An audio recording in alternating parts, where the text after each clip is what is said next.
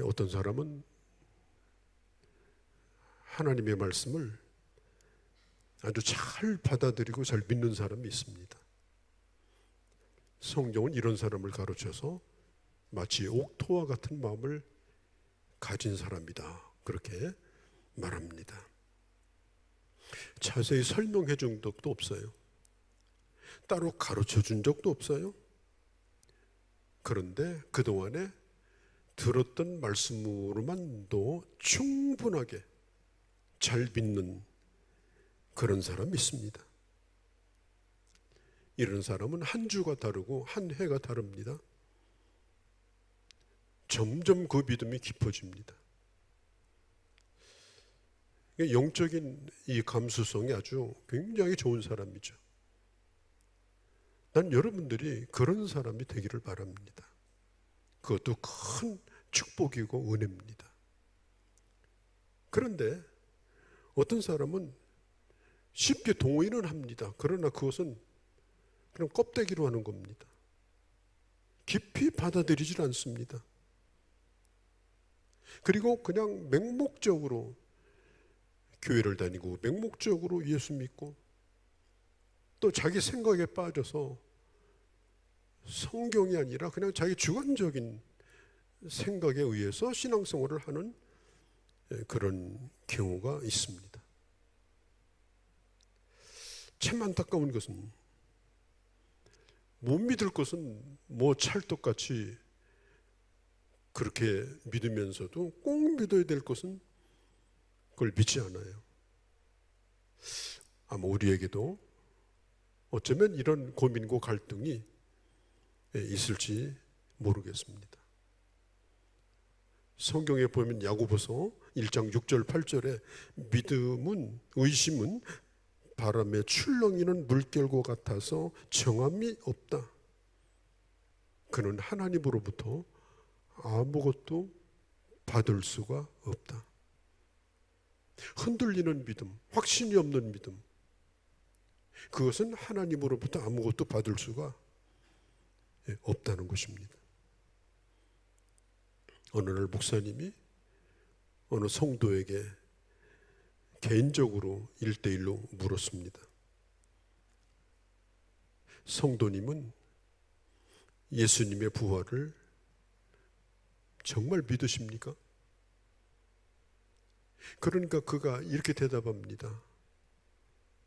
목사님, 왜 그런 질문을 저에게 던지셔서 저로 하여금 근심에 빠지게 하나요? 순간 마음의 평강이 깨어져 버립니다. 그냥 부활이라는 말을 들었고 오늘 아침처럼 이렇게 신앙 고백도 했으니까 그냥 학습되어져서 그냥 부활이라는 말을 쉽게 말은 합니다마는, 그러나 개인적으로 질문을 받았을 때는 내가 정말 부활을 믿는다라고 자기 고백으로 말하기가 어렵더라, 그 말이에요.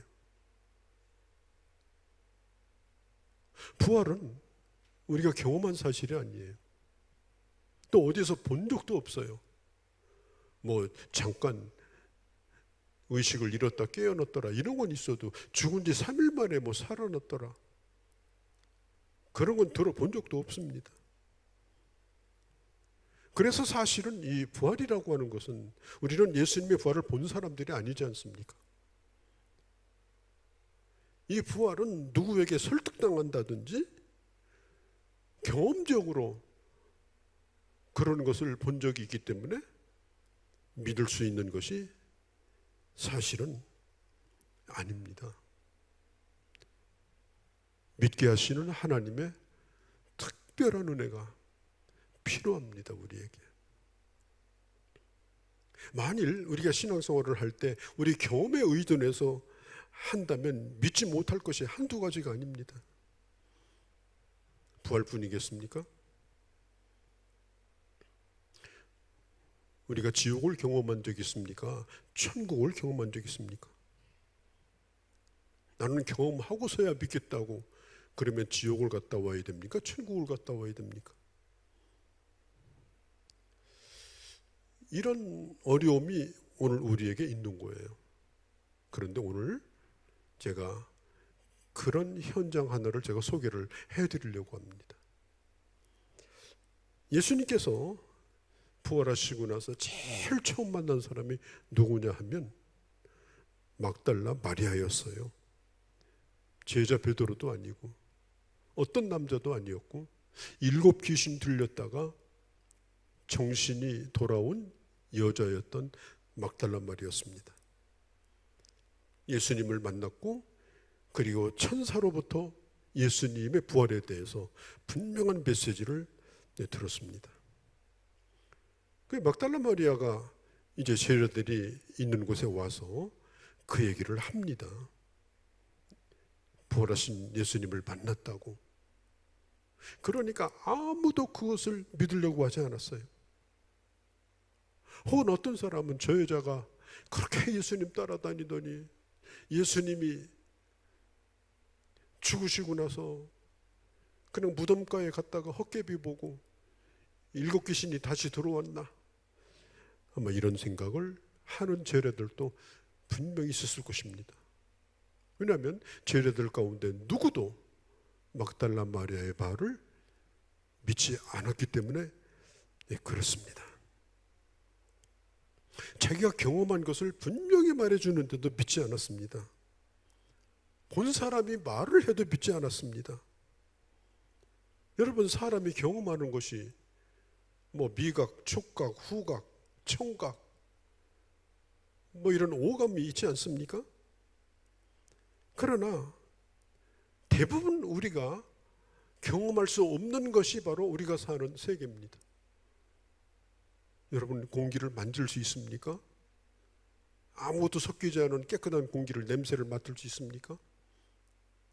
경험할 수 없는, 볼 수 없는 세계 속에 살면서도 우리는 그걸 누리고 살면서도 우리는 주장하기를 나는 경험한 것만, 나는 본 것만 믿겠다고 말하는 게 오늘 우리들의 현실 아닙니까? 이때 당시 예수님이 십자가에 달려 죽으시고 3일이 지나고 나서 그날 저녁에 제자들이 두려워서 한 방에 모여 있었어요. 어쩌면 예전에 평소에 제자들이 모여 있었던 다락방일 가능성이 높습니다. 그때가 안식 후 첫날 저녁이었습니다. 제자들은 문을 굳게 닫았습니다. 그런데 우리 주님께서 그 닫힌 문을 따고 들어가신 것이 아니라 그냥 통과해서 들어가셨습니다. 그리고 제자들에게 첫 번째 하신 말씀이 뭐냐? 너희에게 평강이 있을지어다. 제자들이 왜 이렇게 두려워서 문을 닫고 있었을까요? 분명히 예수님은 그때 당시 유대 나라의 최고 사법기관입니다. 거기서 어떤 판결을 내리면 뒤집을 사람은 아무도 없어요. 왕도 안 돼요. 그 사법기관이 바로 산헤드린 공회입니다. 산헤드린 공회에서 예수님이 사형 판결을 받았어요. 그리고 유대사에서는 가장 큰 죄가 뭐냐?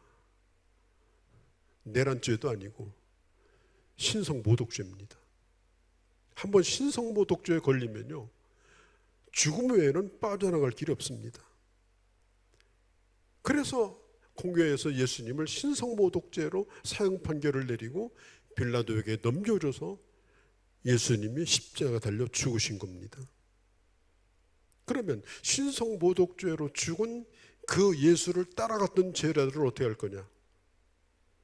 간단하죠. 지금부터 이제 검거를 해야 돼요. 전부 잡아들일 겁니다. 전부 잡아다가 신문할 겁니다. 이 신성모독죄는요, 공범들도 다 죽음에 해당되는 그런 죄의 아주 중한 죄입니다. 아니, 제자들이 죽지 않고 혹시 어디로 도피해서 살아났다 할지라도 정상적인 직장 없습니다. 누구와 결혼도 정상적으로 할 수가 없습니다. 어떤 사회적 보장도 받을 수가 없습니다. 어쩌면 일생 도망자로 살아야 되는 그런 상황입니다. 지금 제자들이 예수님을 따라다니다가 3일 만에 이렇게 된 거예요. 죽은 지 3일 만에 이런 상황에서 지금 문을 걸어 잠그고 있는데, 문을 걸어 잠간다고 지금 상황이 해결되는 게 아니에요. 두려움과 절망, 미래에 대한 불확실성. 정말 예수님의 제자들에게 단 한 가지 필요한 것이 있다면 그분이 살아나야 되는 겁니다. 그러면 해결이 되죠. 그런데 3일 동안 깜깜무소식이고 사람이 죽으면 끝나는 거지 뭐 살아날 턱도 없고, 이런 상황에서 제자들은 10명, 가룟 유다 빼고 도마 빼고 10명이 한 곳에 모여서 지금 벌벌 떨고 있습니다. 하루 종일 문을 걸어 잠그고 있고 저녁 시간까지 그러고 있을 때에 우리 주님께서 그곳에 찾아오신 거예요. 예수님이 부활하시기 전에는 시간과 공간의 제한을 받았어요. 그냥 그 시간에 거기에 계셔야 되고, 몸이 있기 때문에 계시는 곳에만 계셨어요. 그런데 부활하신 예수님은 아주 특별한 그런 몸을 입으셨어요. 시간의 공간의 제한을 받지 않아요. 그래서 문을 따지 않고도 그냥 통과를 하신 거예요. 공간의 개념이 없어져 버린 겁니다.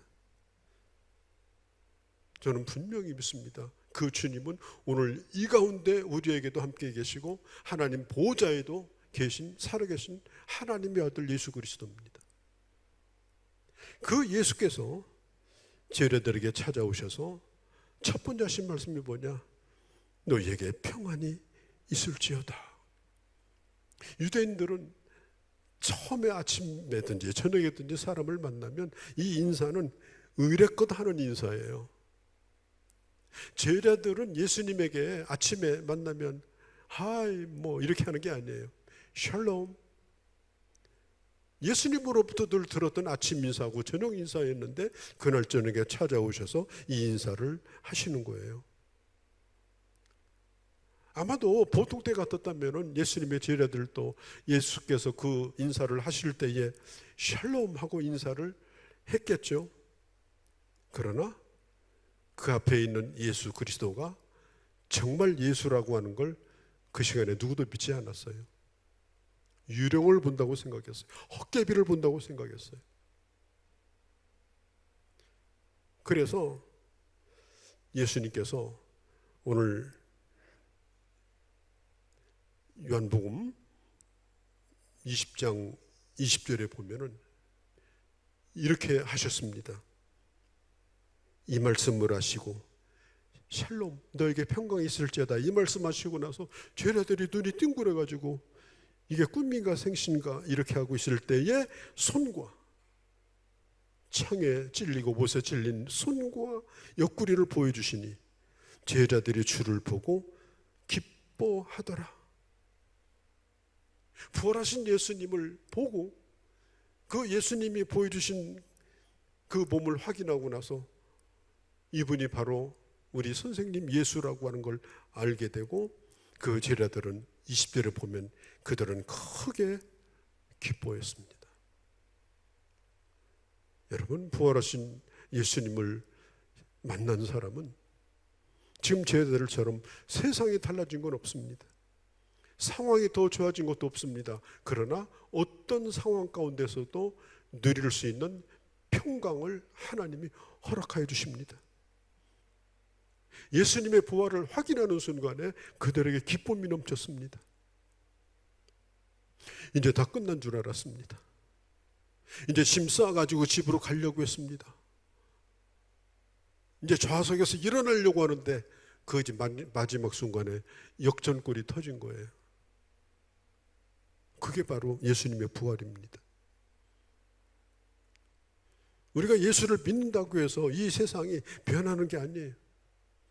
분명히 제자들을 잡으려고 하는 종교 지도자들과 그 하수인들이 지금 예수님의 제자들을 찾고 있을 것입니다. 우리도 마찬가지입니다. 우리가 예수를 믿음에도 불구하고 오늘 우리가 처한 상황 속에서 우리도 얼마든지 두려워합니다. 난 여러분들에게 그런 상황과 상관없이 하나님께서 여러분들에게 주시는 놀라운 평강이 함께 하시기를 주의 이름으로 축원합니다.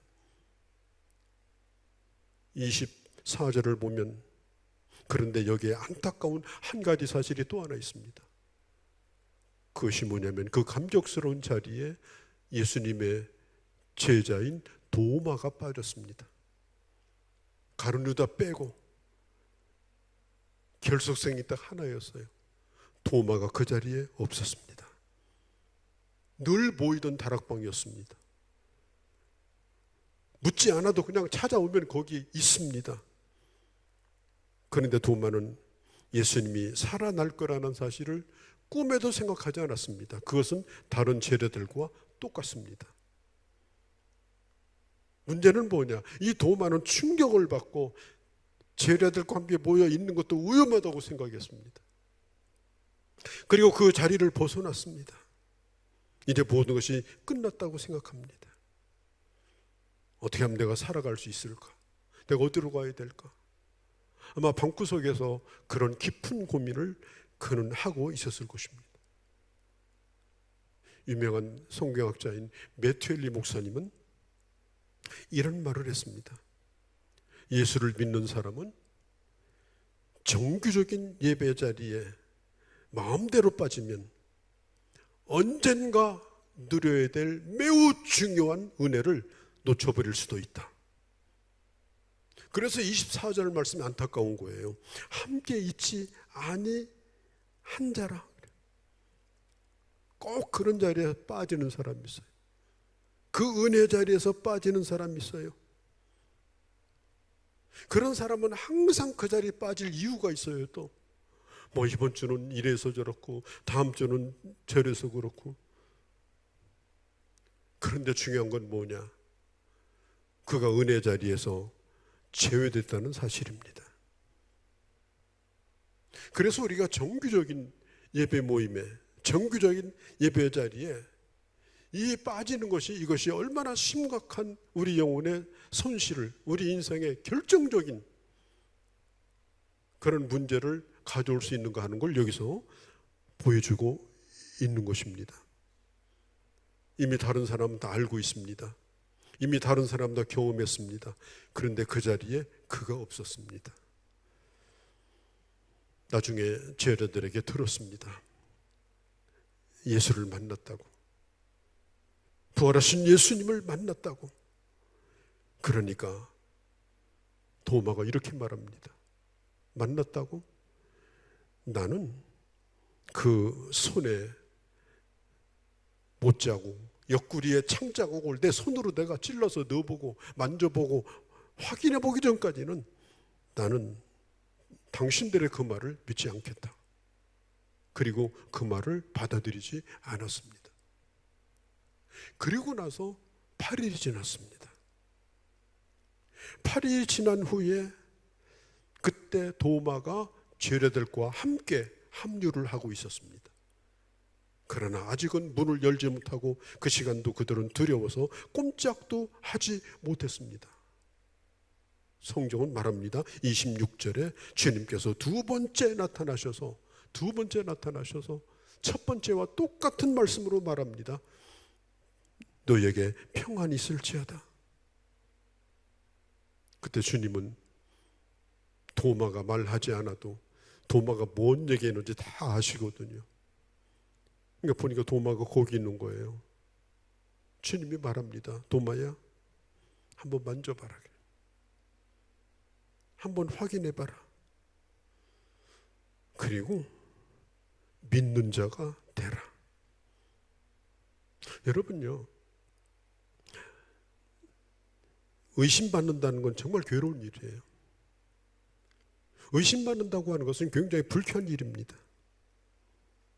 우리 예수님도 그랬을지 모릅니다. 그러나 한마디도 주님은 도마를 책망하거나 비난하지 아니하시고 그 의심하는 자를 믿어주십니다. 그의 이름을 불러주십니다. 만져보라. 막 화내고 막 그냥 비아냥거리면서 그런 것이 아니에요. 진정으로 그를 사랑하면서 만져보라. 아니 만져볼 정도가 아니라 한번 나를 끌어안고 싶으면 끌어안아보라. 뭐라도 좋다. 중요한 것은 네가 나를 믿는 자가 되라. 내가 살아났다는 사실을 믿는 자가 되라. 이런 격언이 있습니다. 한 번도 의심해보지 않은 사람은 한 번도 믿어본 사람이 아니다. 이 말이 뭡니까? 모든 답이라고 하는 것은 질문과 의심으로부터 시작되는 겁니다. 의심도 질문도 없는 사람은 답도 없이 살아간다는 거예요. 우리가 신앙생활을 하면서 그냥 맹목적으로 아무 생각 없이 믿습니다. 아멘. 그것이 아니라 때로는 우리가 의심에 시달리고 때로는 우리가 회의에 빠져 있는 것이 결코 우리가 신앙을 버린 것이 아닙니다. 예수님께서는 제자들에게 여러 번 말씀하셨습니다. 본인이 왜 십자가를 져야 되는지, 십자가를 지고 죽으신 다음에 어떻게 해야 될 것인지. 바로 앞에 보아도 요한복음 14장에 말씀하지 않았습니까? 내가 죽으면 다시 살아나서 내가 너희를 위해서 처소를 예비하러 내가 가겠다. 그러니까 도마가 그때 뭐라고 했는지 아세요? 요한복음 14장에 보면 도마가 이렇게 말합니다. 주님, 도대체 주님이 어디로 가십니까? 가는 데가 어디입니까? 다른 제자들은요 감히 묻지도 않아요. 이 도마는 질문이 많은 사람이에요. 질문이 있기 때문에 답이 있다고 그랬죠.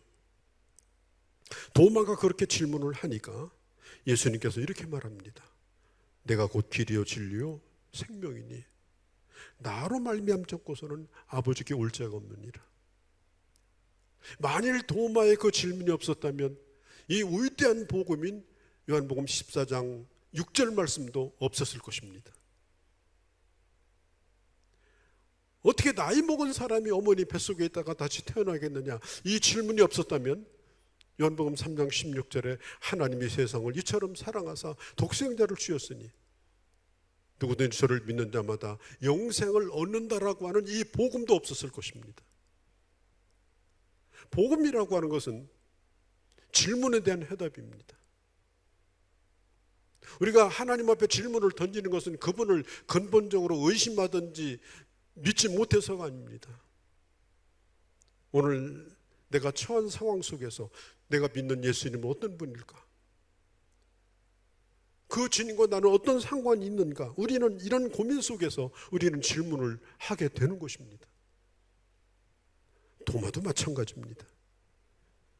공부를 잘 하는 사람과 하지 못하는 사람의 차이가 뭐냐? 공부를 못하는 사람은 질문도 안 던져요. 질문 안 던지니까 답도 몰라요. 그리고 기말고사 할 때 빵점 맞아요. 공부 잘하는 애들은 어떻게 하냐? 다 질문을 던져요. 내가 문제 내고 내가 풀어요. 그러면 기말고사 때 그 문제가 다 나와버려요. 100점 맞아요. 나는 좋은 신앙을 가졌기 때문에 나에게는 아무런 의심이 없다. 나는 아무런 걱정도 없다.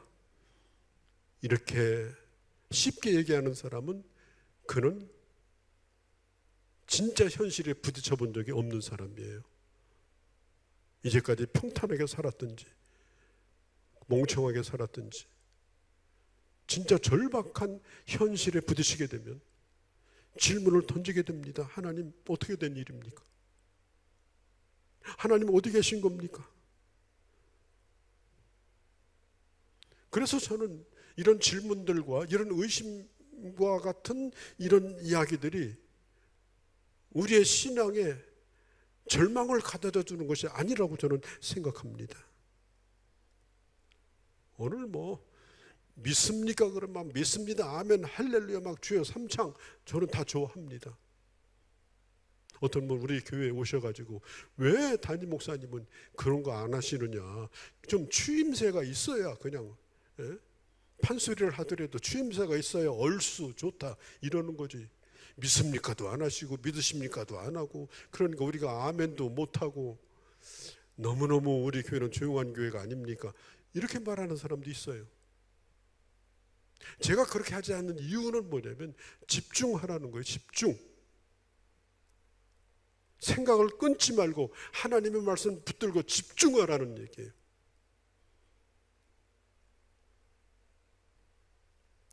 의심이 없다고 큰소리 치는 사람은 어쩌면 그가 얼마나 믿음이 있는가 지금 광고용으로 떠들고 있는지도 몰라요. 오늘 이 도마는 지금 하나님이 있을까 없을까? 그걸 의심하는 것이 아닙니다. 지금 하나님이 계시냐 안 계시냐 그 의심하는 것이 아닙니다. 하나님, 예수 그리스도는 죽으셨고 그분이 살아나는지 안 하는지는 난 모르겠고 도대체 하나님께서 도대체 뭘 하고 계신 겁니까? 이 부분에 대해서 도마는 묻고 있는 것입니다. 그때 29절에 보면은 너는 믿음이 없는 자가 되지 말고 믿음이 있는 자가 되라. 굉장히 중요한 말이거든요. 믿음이 없는 자라고 주님이 말씀하실 때 믿음이 없다는 말이 무슨 뜻인지 아십니까? 부활하신 예수님을 믿지 않는 것이 믿음이 없는 자입니다. 지금도 살아계셔서 우리와 함께 하실 뿐 아니라 마지막 날 만날 부활하신 예수님을 믿지 않는 것이 믿음이 없는 자입니다. 우리가 때로는 흔들리고 우리가 때로는 힘든 상황에 처해 있다 할지라도 내가 굳게 붙들고 있는 것은 부활하신 주님을 믿는 것이요, 그 주님을 절대로 놓지 않는 것이요, 그리고 나는 그 주님을 만날 거라고 하는 확고부동한 믿음을 가지고 있다면 흔들리는 것 같다 할지라도 그 사람 믿음이 있는 사람입니다. 중요한 것은 뭡니까? 부활을 믿는 믿음인 것입니다. 어떤 사람은 교회 다니면서 예수님을 굉장히 좋아합니다. 배울 것도 많고 교회 오래 다니면 애들 교육상에도 좋고, 그러나 부활은 믿지 않습니다. 그건 예수를 안 믿는 겁니다. 그건 믿음이 아닙니다. 진짜 믿음은 뭐냐? 죽음을 이기시고 부활하신 예수님을 믿는 믿음이요, 그리고 그 주님은 오늘도 나와 함께 하심을 믿는 믿음입니다. 그 믿음이 있는 사람만이 참된 예배를 드립니다. 예배가 뭡니까? 예배는 종교의식이 아닙니다. 예배는 살아계신 하나님 앞에서 오늘 이 도마와 같이, 도마가 무릎을 꿇고 뭐라고 그래요? 예수님은 하나님이십니다. 예수님은 나의 주님이라고 고백한 것처럼 그렇게 주님을 향하여 고백하는 것이 바로 예배입니다. 예배는 종교행사가 아니에요. 부활하신 주님을 믿고 고백하며 그분 앞에 무릎을 꿇는 그 모습이 바로 예배인 것입니다. 도마는 그렇게 예배를 드렸습니다. 그렇게 예배를 드리다 보니까 그는 인도까지 왔습니다. 팔레스타인 땅에서 인도는 먼 곳입니다. 산맥을 몇 개나 넘어야 됩니다. 그리고 그는 주님의 복음을 전하다가 인도에서 그는 죽청에 찔려서 순교를 당하게 됩니다. 도마는 예수님의 옆구리에 손가락을 넣어본 적도 없고 만져보지도 않았습니다. 예수님을 보았으니 확인할 필요도 이제는 없습니다. 이제 의심은 다 사라졌습니다. 도마의 고백은 아주 특별합니다. 베드로도 위대한 고백을 했지만 베드로의 고백보다 이 도마의 고백은 더 위대합니다. 나의 주시며 나의 하나님이십니다. 당신은 내 주님이요 내 하나님이십니다. 여러분, 우리도 주님을 보지 못한 자들입니다. 예수님은 말씀합니다. 보고 만져보고 믿는 사람보다는 보지 못하고 믿는 사람이 더 복이 있다고 말합니다. 우리는 어떻게 보지 못하고 예수를 믿습니까? 우리는 예수를 오감에 의지하여 믿는 사람들이 아닙니다. 뭐 막 불이 오는 것 같고 막 뭐 뜨거운 것 같고 오늘 막 진동이 오고, 전혀 아닙니다. 기독교는 그런 게 아닙니다. 우리 오감이나 느낌에 의해서 예수를 믿는 것이 아닙니다. 영적인 초감각으로 예수 믿는 겁니다. 그럼 영적인 초감각, 하나님이 지금도 살아계시고 그 아들 예수 그리스도가 살아계시다라고 하는 이 놀라운 사실에 대해서 이것을 우리가 감각으로 알게 되고 이것을 확신하고 이 믿는 것은 도대체 이게 뭐냐? 이것은 눈 감고 뜬구름 잡는 믿습니다가 아닙니다. 이것은 믿어지게 하시는 하나님의 초자연적인 은혜입니다. 도마보다도 예수님의 제자들보다도 우리는 예수님을 본 적도 예수님을 만져본 적도 없지만 하나님이 주시는 이 특별한 은혜로 예수 그리스도를 우리가 믿고 있다는 사실만큼 더 놀라운 은혜는 없습니다. 오늘 우리가 그런 자로 오늘 여기 와 있고 우리는 그런 자로 오늘 우리 주님을 예배하고 있는 것입니다.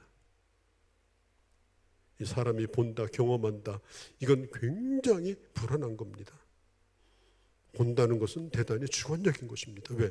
자기가 보고 싶은 것만 선택적으로 보는 겁니다. 안 보이는 것은 죽어도 안 보여요. 이렇게 우리가 오늘 아침에 여럿이 나와 있지만 내가 보고 싶은 사람만 보는 거예요. 그 외에는 안 보이는 거예요. 어디든지 그래요. 책을 보더라도 그렇고 사건도 그렇고. 어떤 분은 아침에 만나면 저한테 목사님 오늘 얼굴 색이 왜 그러십니까? 왜 이렇게 시커멓습니까? 어디 아프십니까? 저는 절대 아프지 않아요. 지난주에 햇빛에 그을려서 그런 거예요. 그건 그 사람의 주관적인 시각이에요. 사람이 보고 뭘 판단하고 그래서 알 수 있는 부분은 지극히 부분적입니다. 그래서 나는 보아서 예수 믿는다, 나는 뭘 느껴서 예수 믿는다, 그건 전혀 객관적인 사실이 아닙니다. 그리고 우리는 미리 죽음을 체험할 수 있는 것도 아니고 천국이나 지옥을 체험할 수 있는 것도 아닙니다. 그리고 우리가 아무리 어마어마한 체험을 했다 하더라도 시간이 지나가면 그건 기억과 함께 점점 희미해지기 나름입니다. 중요한 건 뭐냐? 사도 요한이 요한복음만 쓴 것이 아니라 요한 1, 2, 3서도 썼습니다. 그가 첫 번째 쓴 요한 1서 가장 첫 절에 나와 있는 단어가 뭔지 압니까? 우리가 들은 바요, 본 바요, 주목하고 손으로 만진 바라. 그걸 성경에 기록한 거예요. 예수 그리스도는 우리가 본 바요, 만진 자요, 그리고 눈으로 본 바다. 우리가 예수 믿는 것은 거기로부터 시작되는 겁니다. 사색으로부터 시작되는 것이 아니에요. 생각으로부터 시작되는 것이 아니에요. 예수 그리스도를 보고 확인하고 경험했던 예수님의 제자들의 기록으로부터 우리는 그것을 하나님의 말씀으로 받는 믿음으로부터 우리는 시작되는 겁니다. 여러분, 철저히 기독교는 계시적이고 성경적입니다. 우리는 그 예수를 믿습니다. 오늘 읽지는 않았습니다만 31절에 보면 이렇게 말합니다. 이것을 기록하는 것은, 지금 성경을 요한이 기록하면서 이것을 기록하는 것은 너희로 예수께서 하나님의 아들 그리스도이심을 믿게 하려 하며 그를 믿고 그 이름을 힘입어 생명을 얻게 하려 함이라. 성경이 왜 기록된 겁니까? 예수 그리스도를 보고 듣고 만진 그분들이 성경을 기록한 목적이 뭡니까? 이제는 성경에 기록한 그 예수 그리스도에 대해서 듣고 그리고 이제는 그분을 믿으면 충분히 영생 곧 생명을 얻는 그런 은혜를 누릴 거라고 성경은 약속하고 있는 것입니다. 이건 대단히 중요한 것입니다. 여러분, 기독교는 허상이 아니고 기독교는 무슨 무당푸닥거리는 게 아닙니다. 여러분, 철저히 기독교는 계시적이고 성경적이고 그리고 그 성경은 하나님의 말씀입니다. 그리고 그것을 경험하는 것이 어디냐? 그게 바로 예배입니다. 도마는 그 시간에 빠졌기 때문에 주님을 만나지 못했습니다. 저는 예배가 뭐냐? 저는 예배는 라이브 방송이라고 생각합니다. 라이브 방송이라는 것은 수정이 없어요. 틀리면 틀린 대로, 맞으면 맞는 대로 해야 되는 거예요. 그래서 예배 인도자인 저도 최선을 다해서 예배를 준비하고 기도합니다. 그런데 만일 이 자리에 세계적인 스타가 지금 오늘 일부에 온다. 세계적인 스타. 일생에 한 번 만나기도 어렵다. 그럼 오늘 이 아침에 여기 나와 있는 앞자리에 앉아 있는 사람들은 최고의 지성인들이 앞자리에 나와 있는 게 아닙니다. 예를 들어서 대한민국에서 오늘 방탄소년단이 지금 오늘 공연을 한다. 좌석표는 없고 선착순이다. 그러면요, 아이들이 6개월부터 준비해요. 알바해가지고 비행기 타려고. 그리고 일주일 전에 와가지고요, 아이들이 자리 깔고 노랑머리하고 앞에 앉아 있는 거예요. 그 일렬자리 자리 잡는 게 쉬운 게 아닙니다. 난 여러분에게 부탁합니다. 예배는 그런 자리입니다. 예배는 그렇게 중요한 자리입니다.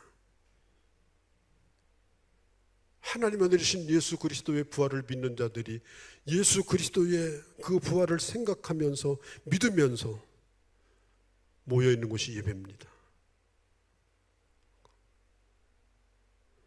뭐 바빠서 못 가겠다, 뭐 나는 항상 바쁘다, 그렇게 살고 있는 사람은 항상 은혜 자리는 다 비어 있습니다. 주님이 하시고자 하는 은혜와 기적과 하나님의 역사에서 제외됩니다. 믿음은 들으면서 납니다. 믿음은 하나님의 말씀을 들으면서 납니다. 여러분, 들으면 보입니다. 말씀을 들으면 보입니다. 그리고 말씀을 들으면서 보면 믿게 되어 있습니다. 그 믿음이 바로 참 믿음입니다. 베드로전서 1장 8절 9절에 너희가 예수를 보지 못하였으나 사랑하는도다.